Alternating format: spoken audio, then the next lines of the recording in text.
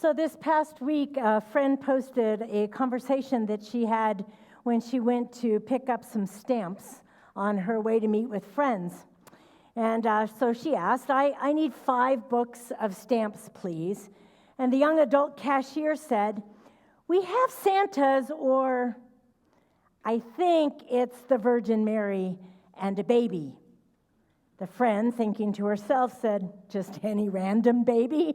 Anyway, she said, I'll take the Virgin Mary. And the cashier, examining them closely as she's paying, said, I'm not sure it is the Virgin Mary. And the friend, thinking, so now we have some random woman and a random baby on a Christmas stamp. I'm sure it is, she said. Who else would it be? And the cashier said, oh, it's not. It says it's Madonna, but it doesn't look like her. Ah, Mary, many songs and stories and paintings, yes, even stamps depict her. But the church has a difficult time knowing how to regard Mary. Now, in certain times and places, she's been exalted to a status that approaches that of deity, such that some medieval theologians even began to speak of a quaternity instead of a trinity. And in sharp distinction to such excesses, Protestants tended to ignore Mary's role totally in the history of salvation. And so we have these kinds of conversations in public places, like my friend did.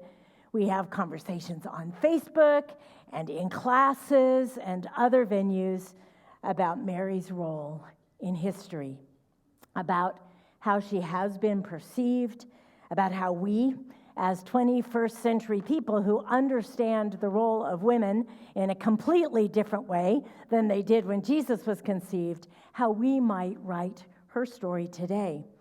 In fact, new words to the rendition of this wonderful song that the choir just sang for us, Mary, Did You Know, were written to reflect the importance of Mary's story, not only personally, as the current words beautifully illustrate, but on our quest to understand the angel's ongoing message, to not be afraid, to break the bands of injustice, to make the claim that nothing is impossible with God.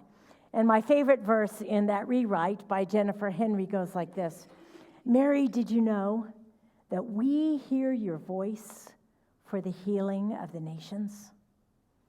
Mary, did you know your unsettling cry can help renew creation? Do you know that we need your faith, the confidence of you? May the God you believe in be so true. So I'd like to claim today that we're grateful to Mary for her faith, her courage, her willingness to listen to the angel Gabriel and to make herself available to God. Her story makes a difference in our lives. Mary is our model, our example, our witness, our sister who voices for us a pattern of Christmas expectancy and Christmas response. She embodies our Christmas feelings, our Christmas questions, our Christmas ponderings, not only in the response in the time leading up to Christmas, but also in our post-Christmas reality. You might say, well, Reverend Candace, how on earth does Mary do all of that? Well, first, we discover that Mary doesn't really do anything to get this whole thing started. We read she's favored, she's regarded, and the angel Gabriel comes to her. She doesn't seek this encounter out. God seeks her out. And it's important to ask, would we really, honestly, seek God out if we were given the chance? Or would we find some way of avoidance, sort of absconding to the places where who we are will not be found out? I'll be abdicating our own need for trust in God, lest God might decide, Heaven forbid that our loyalty might just not be worth saving or taking or worth the effort. So first, she's favored, she's regarded, no action of her own. We've had those conversations. We're beloved by God. Second, we learn that at this encounter, Mary is perplexed. And I'm thinking, no kidding. And at the same time, we need to remember, none of the details have been laid out, right? The only thing that Gabriel has said so far is, the Lord is with you. And there's been no mention of the pregnancy or a virgin birth, rather simply, the Lord is with you. And let's be honest, I think that perplexity is usually our response whenever the Lord shows up. We might be thinking, to me? Why me? Why now? And I think that we tend to underestimate the impact of what it means to actually know that God is actually around, here, with us. We might think, doesn't God have better things to do or bigger things to take care of? Many more major issues that need to be taken care of. Why should I spend time thinking about what it means that God is with me? So perhaps some perplexity would do us all some good. Third, Mary asks, how can this be? And to what extent is Mary's question here the called for response when it comes to the amazing things that God does? Because Mary mutters not only those words for herself, but also for the sake of God. It's sort of as if she's saying, really, God, is this really what you want to do? Are you sure? Being human? Subjecting yourself to the vulnerability of humanity? You may want to rethink this whole thing, but whatever Mary's questions are, she is not afraid to ask, how is this so? Fourth, Mary makes a commitment. Here I am. Like the prophets of old, she commits herself to the God who tends to choose the unexpected. And at the same time, she entrusts herself that her life is never again going to be the same. She's a new self, and she's willing to imagine a future beyond her present, to embrace an identity of which she has very little knowledge or understanding, but to which she is willing to commit. And I can only say, wow, because in this sense, in Mary's sense, Advent establishes a way of life, a way of faith life. So much of how we can experience life can be identified or connected to this very pattern. We feel beloved, we have a sense of favor and regard.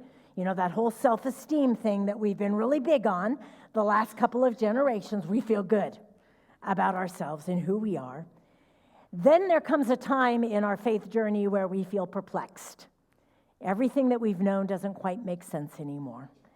And so we feel perplexed.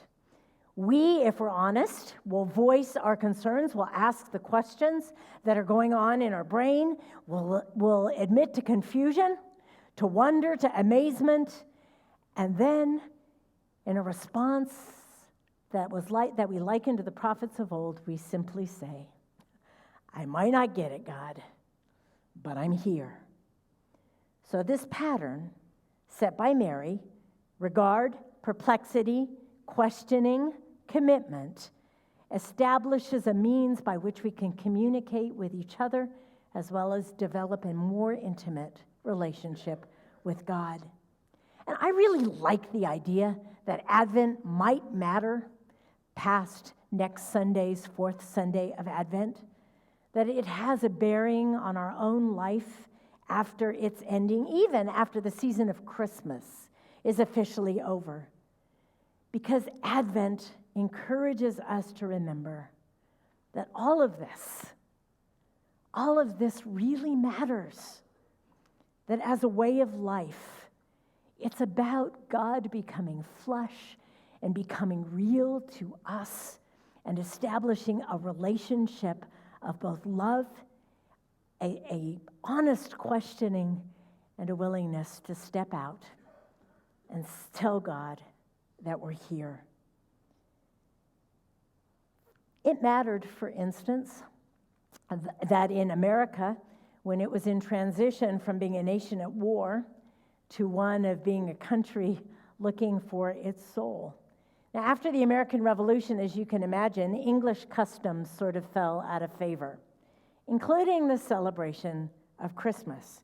In fact, Congress was in session on December 25th, 1789, the first Christmas under America's new Constitution. And it wasn't until President Ulysses S. Grant declared Christmas a legal holiday in 1870 that America began to celebrate Christmas as we know it today. And by placing the vision of peace within the hearts of American families, President Grant was trying to soothe a period of class conflict and turmoil that I think we can now imagine really vividly in the wake of what's happened in many cases of violence and division in our own time today. So the North and the South were divided on the issue of Christmas almost as much as they were on the issue of slavery. Northerners saw that Christmas was a sin, and to those people, the celebration of Thanksgiving was far more appropriate. However, President Grant's declaration held, and it actually began to bring together opposing forces and help the nation rebuild by placing this vision of peace that passes all understanding within the hearts of Americans, a vision of peace that's found in the incarnation. So, one question for today: is peace, creating space for God to regard, perplex, challenge, and accept you, one of the main things that you all think about when you think about Christmas? What does it look like to actually contemplate the idea that God is at work in you and through you? So I'd like for you to just take a few seconds and imagine one concrete place that you can make a difference, where God may be at work in you between now and Christmas.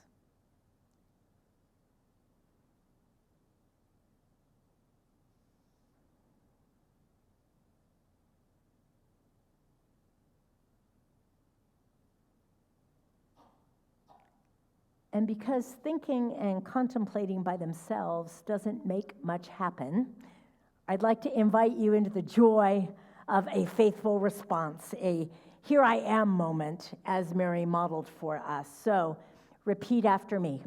I am favored by God. I am favored by God. Indeed, God wants to do great things through me. And now perhaps you can hear something like this in response to your words. Because the God of Mary and Jesus is still active, I believe God is still at work in the world, even through me. Therefore, though I do not always understand how and why God is at work, I can still answer, here am I, a servant of the Lord. Let it be with me according to your word. Friends, peace comes not when all conflict is removed, but when we understand that God is at work in us, in the world, making what seems to be impossible possible. Like this real-life experience of Christy Perkins, who found peace in her journey through stage 4 liver cancer. She wrote, "There was a time when life was incredibly smooth sailing. I'd wake up and my worries were washed away. I was content, healthy, and everything just clinked neatly into place. Nothing seemed out of sorts. I wasn't happy then. Yeah, you heard me. I wasn't happy. I wasn't truly happy because none of those things were stretching my character. None of these things were forcing me to my knees for reprieve of heartache.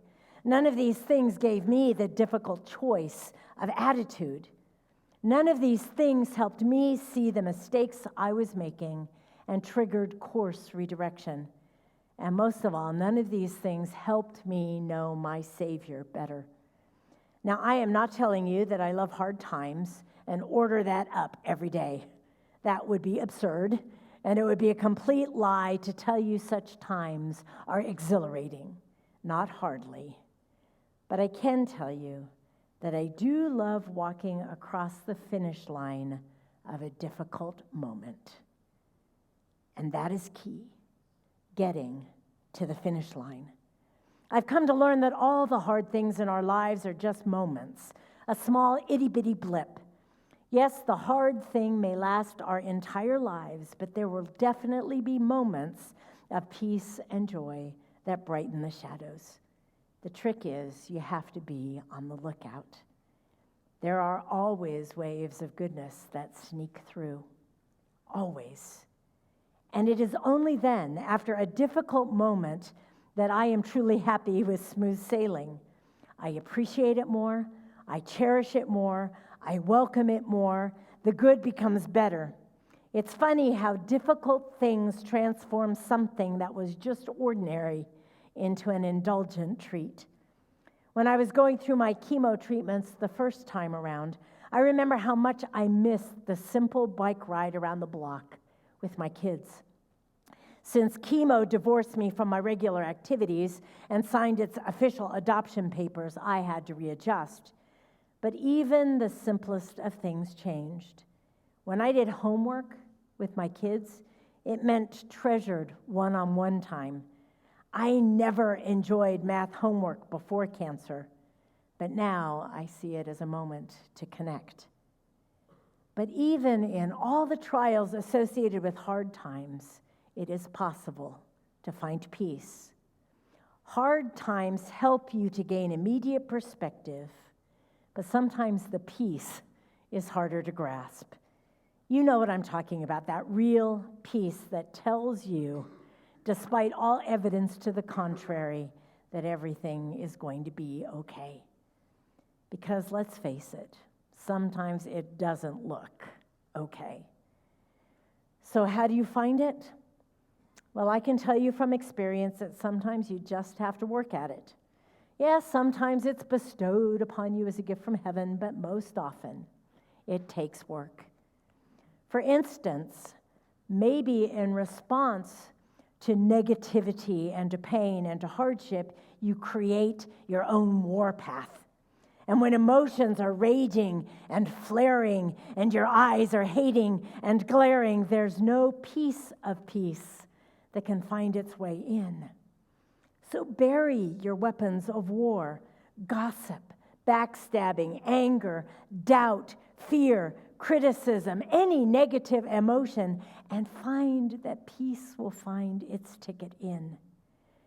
In my cancer journey, I've had to let go of fear and to trust that no matter what happens, it will be okay. It takes work, and it doesn't always easily come. There are times when I sit there and worry about the minute details of what might happen in my stage 4 cancer, and then I realize that it is completely out of my control.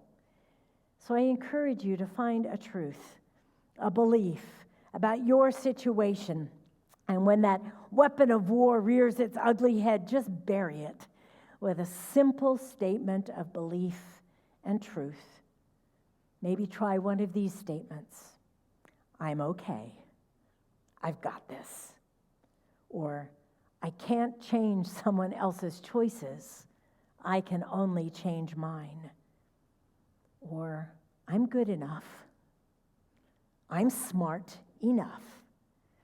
I have a divinely appointed purpose. I have the keys to control my attitude and its outcome. And she concludes, true peace doesn't come from outward circumstances, but from the sources within you. Peace isn't a circumstantial benefit. It's a state of heart and mind despite your circumstance. My friends, peace truly comes when we believe that nothing is impossible with God, that we are called to be a voice of peace and reason and hope in a world of violence and division and heartache. Yes, I believe that there are angels among us, that God is making us ready to be messengers of peace, flying in the face of fear in an ever-changing world. Amen.